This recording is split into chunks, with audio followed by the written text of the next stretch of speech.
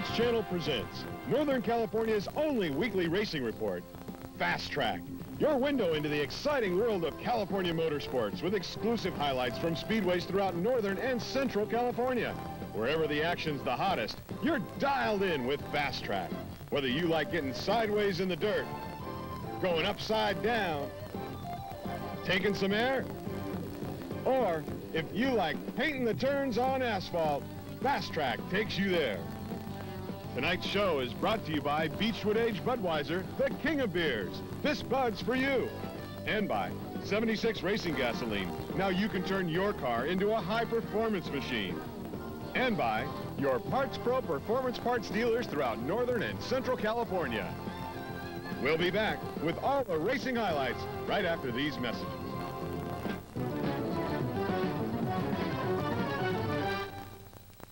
Hi, and welcome to a special edition of Fast Track. This is Bruce Paulson for Sports Channel, and we're here at the Redwood Acres Raceway in Eureka, California, the Humboldt County Fairgrounds, for the Redbone Red Logger 100. We've got a tremendous load of late models. We've got 36 to 40 late model stock cars, 30 IMCA Grand American Modifieds, the Pro 4 classes here, and what's interesting about the Pro 4 class, Shannon Brady from Sacramento, Orangevale area in California, is leading by 4 points in the California Pro 4 Challenge division. This is the last race, and the championship will be decided today. And we've also got mini stocks. The Redwood Acres Speedway is a 3/8 mile asphalt facility with 10 to 12% of banking in its D-shaped configuration. That's a little different. Coming out of turn 4, the track kind of banks to the outside, so to speak, much like the Shasta Speedway. This speedway was originally dirt, and in 1988, Rich Olson, who's the promoter here, went ahead and paved it, and they've had great success ever since then. It's been a long, hard-fought year for all these teams, and if you remember, it all started the regular stock car season, that is, back at the Rose Classic at the All-American Speedway in Roseville. That was important because the open shows at the beginning of the year help the drivers to get their cars dialed in. They get their teams together, they check out the new motors, a new chassis, a new setup. This time of year, the points battles are all done. They're out here racing for good purses and have a lot of fun. But like the Rose Classic, you get top drivers. You got drivers like Jimmy Walker, a legend up here in the northern country. And you got Mike Walker out of Sacramento. Scott Busby is mortared up here after winning at Marysville last night to finally get this race in up here. He's tried for many years. Got Shannon Brady in the Pro 4 division, who is fighting for her life for the championship in that division. What we're going to do now is go and talk to some of these drivers here at the Redwood Acres Raceway.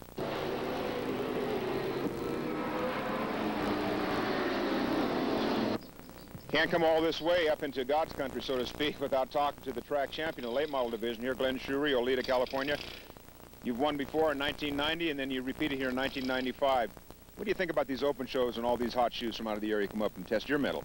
Well, it's a real good experience for our team. The AGS Went Construction, Empire Lane Chevrolet's always run good here at the track, and that gives us a little advantage. Even though we're down on horsepower with the open competition cars, we're able to handle pretty good, because we run out here every week, and it gives us a home track advantage, and so we can hang usually about the mid-pack or so. In the late model pits here, once again, Mike Walker, the number 11 Walker Special, and the Yost Construction Special out of Sacramento, California. Mike, I want to talk to you. You've run here only 7 or 8 times in the last several years. I want to talk to a driver that's not real familiar with this track, although you've run it a few times. Why is it different coming out of turn 4 as opposed to most of the oval tracks, and what is your setup in reference to that? Well, one of the big differences is the speed that you have here, and then that turn 3, you just keep driving and driving and driving, and then when you go to come out, it seems like you just get started and boom, there's a wall coming out of 4 because the track's, I don't know if it slants the other way or not, but you sure think it does when you're out there. She definitely flattens out, and boy, it comes up on you in a hurry. Do you have any kind of different setups that you put into the car, or you just kind of go with what you've been using all year? Yeah, you just kind of fiddle with it and try to get it to handle the very best that you can. You just need it real tight coming off of that turn so that you don't get loose, or you'll be in the wall before you know it. You going to win today? Well, I don't know. I think maybe we got a shot at it. We're giving a couple of last twists and turns here, and hopefully, if nothing else, we can keep the throttle springs under so you don't stick. I don't want to wind up over the wall like 66 did. Well, you look good. I saw you come in the hotel last night. You went up to the room, and you never came back, so you must have got a good night's rest. Oh, you bet. You bet. Can't do this stuff on a hangover. Once again, that's Mike Walker here in the late model pits, racing the number 11 late model stock car. We're in the Pro 4 division here, standing with Shannon Brady. She is leading the California division of the Pro 4s. You come in today leading by 4 points, Shannon. You're tired. It's been up here 2 days. This is your 3rd day now. What is your strategy going into the race this afternoon? Well, just hang in there and win this race, because if I don't win this race, I won't win the points, so I'll be second, so just hang in there. Now, you've been out here practicing Friday, qualifying yesterday. You ran your heat race for position last night. How is the car feeling? And now you've got a little bit warmer day, so it could be a different setup. Well, actually, it was kind of loose last night, and it feels a lot better today. A lot better. I'm actually faster today than I was last night, so got a better chance today, I think. Okay, that's Shannon Brady, and she's out here to go for the Roses in the Pro 4 Championship. As mentioned previously, the Redwood Acres Raceway is located in Eureka, California, the Humboldt County seat. Eureka has been a major lumber, shipping, and fishing center since the 1850s. In the historic Old Town district, visitors can spend hours in shops and art galleries. The Carson Mansion is the Redwood Queen of the Victorians. The 18-room former family mansion is now a private club. A highlight of the Redbone Red Logger 100 was the Friday night barbecue that was included in the purchase of your pit pass. Jim and Linda Olson, the promoters of the Speedway, served up a mouth-watering, appetite-satisfying feast. And I caught up with Lakeport Speedway promoter Nadine Strauss sampling the Olson's fare. Nadine, how does one promoter feel about eating another promoter's barbecue? Wonderful. When they come up to my track, they eat my barbecue. Do they get the spaghetti meal? You bet. Boy, I'm getting hungry all over again. Hey, Joe, go warm up the barbecue. And we'll be right back with a look at Saturday's qualifying and heat races for the Redwood Acres Raceway's Redbone Red Logger 100 right after these messages. Hey, Joe, I like my steaks medium rare. Hi, and welcome back to Fast Track's special presentation of the Redbone Red Logger 100 held at the Redwood Acres Raceway in Eureka, California in September of 1995. When qualifying was over, number 38, Roger Gannon, captured the late model open comp fast time with a 15.802 circuit. Number 48, Jimmy Walker, was second with a 15.939, and Canada's Darrell Midgley posted third quick time with a 15.961. We had a chance to talk to Darrell a little earlier in the day. Darrell, I understand you kind of live out of the area, so to speak. Why don't you just tell all the fans where you're from and how you catch Fast Track? Well, we're from Victoria, British Columbia, Canada. It's quite a ways out of California. I tune you in every Thursday night on my satellite dish on the sports channel. You get any other response from more people throughout Eastern and Western Canada that are watching the show? Well, I get all my buddies asking me what happened and what was on it that week, and every once in a while a few of them will show up and have a beer with me and watch it. In the Grand America Modified Division, fast time went to number 31, Kelly Peacock, with a 16.834. In the Pro 4 Division, Paul Marconi of Utah took quick time honors with a 16.561 in his number 10 car. Number 94, Mick Moulton, set a new track record in his mini-stock with a 19.404 lap. Next on tap, it was trophy dashes for all divisions, and the dashes were all fully inverted. In the late model trophy dash, Mike Walker in the Walker Lumber Yost Construction Chevy Lumina was on the pole with number 7, Guy Young, next door, followed by number 17, Rusty Olson, number 14, Darrell Midgley, and number 48, Jimmy Walker, and our fast time qualifier, number 38, Roger Gannon. As the field hits the green, Mike Walker blasts into the lead with Olson right on his bumper. On lap 2, Olson gets the inside lane and passes Walker exiting turn 2. From there on, it's all Olson's as he pulls in the win, followed by number 11, Mike Walker, number 14, Darrell Midgley, number 38, Roger Gannon, number 48, Jimmy Walker, and number 7, Guy Long. The modified dash was pulled in by number 19, Willie Thompson. Number 24, Ron Copeland, was second, followed by the Lakeport Speedway champion, number 11, Bob Strauss. Number 83, Richie Potts. Number 23, Donnie Brown, and Kelly Peacock, number 31, rounded out the field. The Pro 4 dash was won by number 66, John Johnson, followed by number 61, Shannon Brady, number 10, Paul Marconi, number 24, Jack Johnston, number 3, Anthony Mendez, and number 72, Terry Rennick. The mini-stock trophy dash victory went to number 5, Ron Biasca, followed by number 94, Mick Moulton, number 73, Bernard Burns, and number 17, Sandra Woodhurst. After the trophy dashes, it was heat races for all divisions. The heat races took on an extra meaning as the driver's finish determined his main event starting position. Late model heat number 1 was won by number 11X, Dan Waite, followed by Jim Parnell, Pete Tyree, and Ron Peters. Late model heat number 2 saw C.J. Jahnke home first ahead of Dennis Shaha, Dane Smith, and Mike Sackett. In the late model fast qualifier seat, number 16, Rusty Olson earned the pole position for the Sunday show, with number 85, Jeff Rogers, on the outside with his second place finish. Number 17, Randy Olson, Rusty's brother, came in third, with Gannon and Midgley rounding out the top 5. The late model B main saw number 33 Pete Tyree and number 88 Ron Peters make the transfer to the A main. And by the way, that B main was 40 laps long. These northern guys, they like to run a few laps up there. The modifieds also fielded 3 heat races. Number 63 Mike Smithart won the first, followed by 8L Mike Rose, number 88Z Art Azevedo, number 11X Jose Nunez, rounding out the top 4. Modified heat race number 2 was won by number 69 Denny Kashada, followed by the number 18X of Brian Wallace, the number 8 of Greg Saley, and number 15 Johnny Misko. Heat number 3, the fast qualifying heat, saw number 25 Blair Aiken get to home plate first and clinch the A main pole position. After him, it was number 46 Rick Rose, or Tricky Rick Rose as he's called, number 97 Dexter Serpa Jr., and number 4 Robert Carroll. The 20-lap B main for the modifieds was won by Mike Smithart, and Art Azevedo picked up the second transfer spot. The Pro 4 heat race was won by number 66 John Johnson of Roseville, followed by number 10 Paul Marconi, number 72 Terry Rennick, and number 61 Shannon Brady. Heat number 1 in the mini stock division went to number 23 John Kozlowski, Craig Baker, Marty Walsh, and the number 9 car of Dave and Terry Long, rounding out the top 4. Heat number 2 was pulled in by the number 07 car of Terry Gardner, followed by Willie Schweka, Lonnie Tamburi, and Bernard Burns. Well, that wraps up all the qualifying and main event preliminaries. The stage is now set for Sunday's Redbone Red Logger 100. But before we go to commercial break, here's a musical look at some of the action up to this point.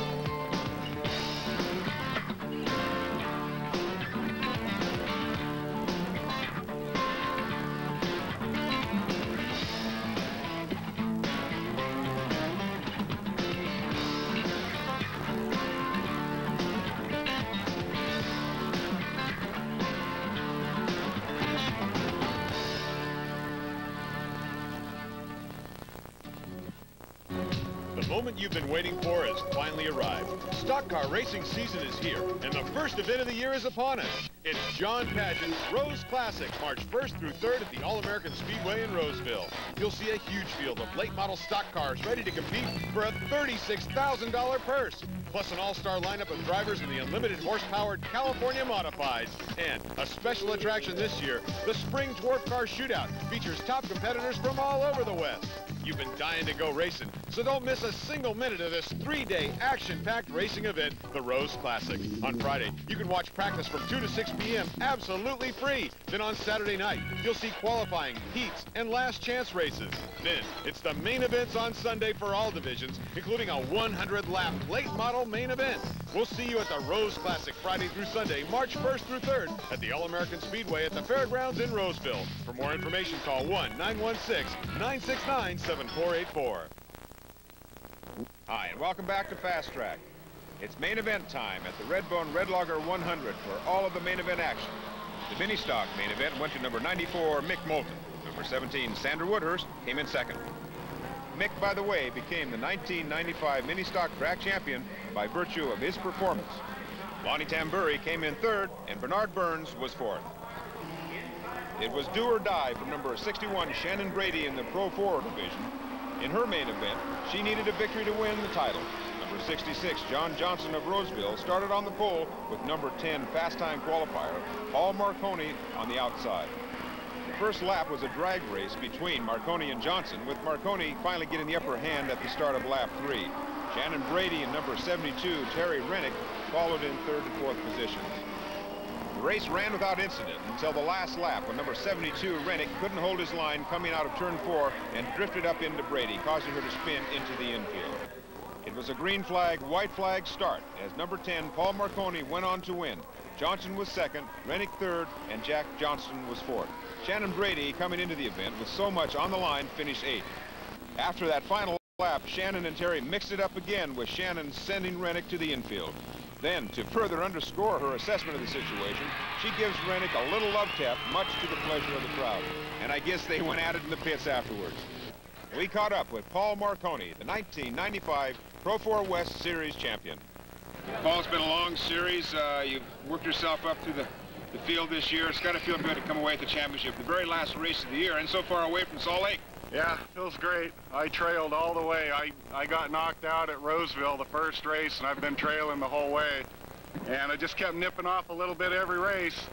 Car's been strong all year. We've been traveling the long tow all year to California to all these races, and right now it feels real nice. Congratulations on your 1995 championship, Paul. Thank you. Appreciate it. Grand America Modified feature had number 25, Blair Aiken, on the inside pole, and number 46, Tricky Ricky Rose, on the outside.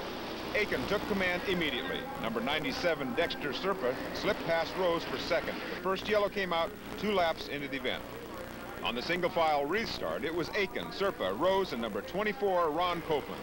On lap 5, Rose appears to lose power, exiting turn 2, and Copeland, closing fast, hits Rose. The contact sends Rose into the back straight wall, resulting in the second yellow. Rose shows his displeasure by fastballing his helmet into the side of Copeland's brand new car, as you can see here, as Copeland's car passes by. Nonetheless, the official ruling was that Copeland was not at fault, and he retained third place, as once again the field hit the green. 11 laps passed before the next yellow, when number 73, Scott Busby, was assisted to the infield, resulting in front-end damage. That ended any hopes he had of winning the race. On the lap 16 restart, once again, it was Aiken, Serpstra, and Copeland. Number 19, Willie Thompson, and number 11, Bob Strauss, the Lakeport 1995 IMCA modified champion, had both moved up to 4th and 5th places. 6 laps later, another yellow and another restart. 6 more laps got into the books when number 31, Kelly Peacock, ended up stalled on the front straight, bringing out the red flag and stopping the race. It took some time for the officials to sort things out, but finally the race got underway. Once again, the leaders were Aiken, Serpstra, Copeland, and a new face in the top 4, Bob Strauss. Strauss had battled with Thompson several laps before he was able to make the pass for 4th. The show was now between these 4 as they distanced themselves from the rest of the pack. Number 97, Serpa, closes too fast on Aiken coming out of turn 4, causing Copeland to slow, and Strauss's reaction too late taps Copeland, who spins to the infield. The officials debated the issue for some time before sending Strauss to the back. What a disheartening setback for Bob, as he had come from 8th position to 4th and was really putting on a show. Strauss's demise enabled number 88, Mike Hubert Sr., to move up to 4th. The final 7 laps ran without incident, with Blair Aiken taking a win wire to wire. And he was followed by number 97, Dexter Serpa Jr., number 19, Willie Thompson, and number 88, Mike Hubert Sr. We go now trackside to speak with the winner, number 25, Blair Aiken. We were out of gas. How many 3 laps there? It was out of gas. Yeah!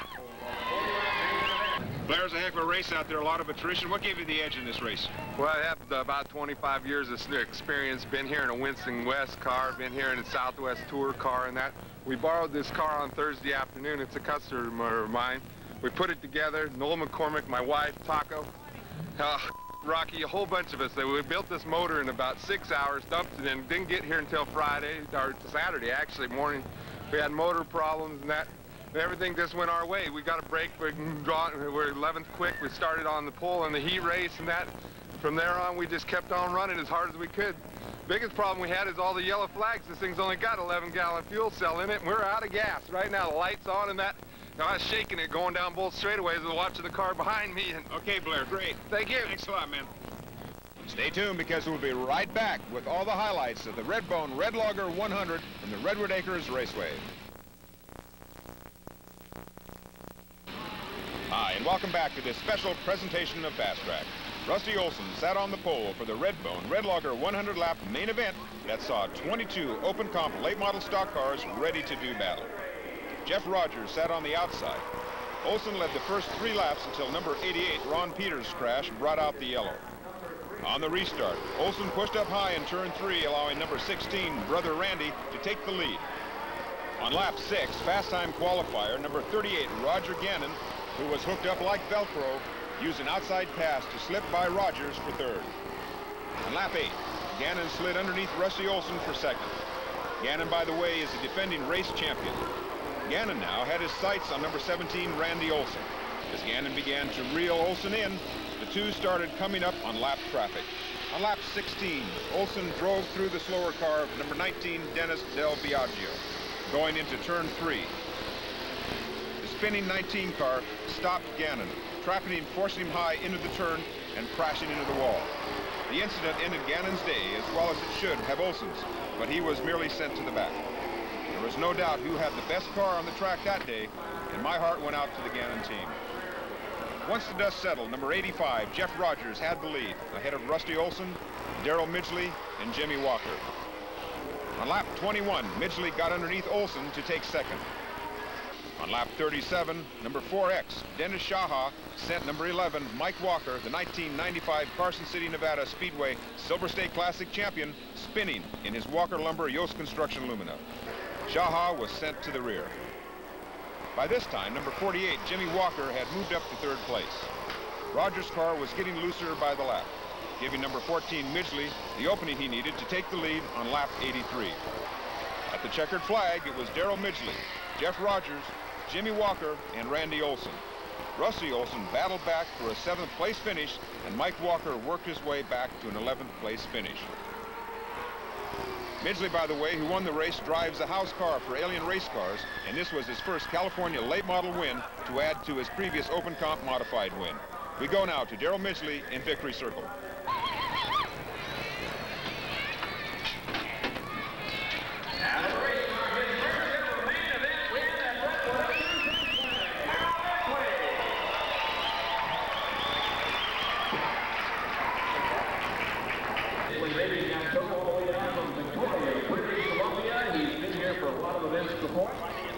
Final conclusion to a 3-day event here. Darrell Midgley, you came in first place in a hard-fought battle here.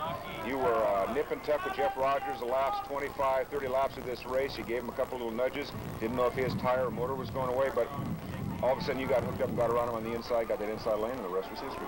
Yeah, these tires weren't the greatest thing in the world that brought us here, but Jeff started getting a little bit loose and gave me a small opportunity underneath him, and I guess I took advantage of it. Now, you've got a good trip to come back, but you're going to Shasta next week, perhaps. That's a plan to go over to Anderson. I don't know. I think we hurt the motor a little bit here today. If it's nothing too serious, we'll be in Anderson next weekend. I like that guy. Comes down from Canada and takes our California money back up up North Country. Take off, eh? Okay, thanks a lot, Darrell. Thank you.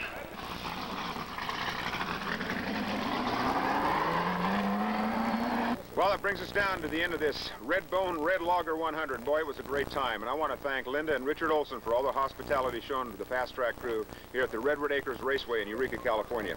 And all I've got to say is this is Bruce Paulson, the voice of California Motorsports, saying, may all your racing be to the checkered flag.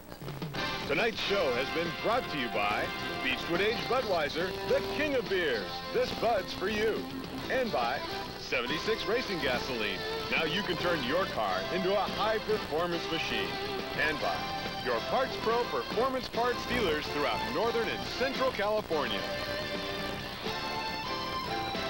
If you have questions about racing or comments about our show, write us at Fast Track, P.O. Box 45, Martinez, California, 94553. And for the best racing action in all of Northern and Central California, join us again next week for Sports Channel Fast Track.